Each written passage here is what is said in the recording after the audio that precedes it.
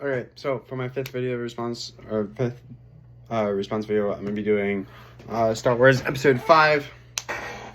So, Star Wars Episode 5, you really deal with what's coming out of the fourth episode, which is kind of like Luke getting introduced and Luke destroying the Death Star and kind of his, father's plans, but then, or gaining some of his father's plans. That he wants to build a Death Star, and Luke now wants to destroy it to help the Republic. So for Episode 5, you start off with all the rebels kind of joined up together and, band together trying to fight off the attack that's about to come in because their hidden base got figured out. Basically, they fight off the attack. Luke goes and starts training with Yoda, one of the old Jedi Masters, and ends up realizing that Leia, his sister, and Han both got captured, and now they're going through this whole thing, and then they end up meeting up with Vader, because Vader's basically keeping them hostage. So Luke and Vader fight for the first time, and you see how Luke ends up learning that that Vader is his father.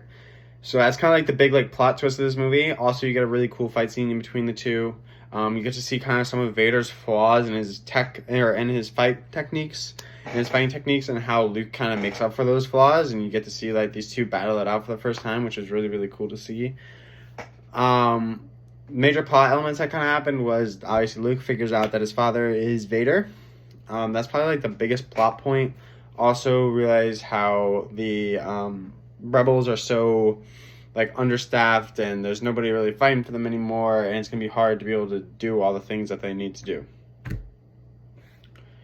So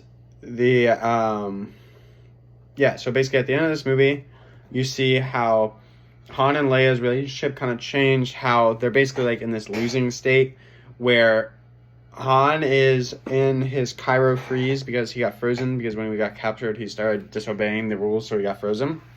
You can see him in his Kyro freeze and how he gets shipped off to Jabba, which is going to be a big plot point later in the next movie. And you get to see a lot of really cool interactions between Han and Leia for the first time that you didn't really get to see in Episode 4, because a lot of Episode 4 was actually Leia and Luke. So it's pretty cool to see the growth development between all the characters and how they're starting to become friends, and how in the first 3 movies you had this whole group of friends that were together, and then now in the second movies, or in the second parts of the movies, which is 4 through 6, you can see a whole new ragtag group kind of join up.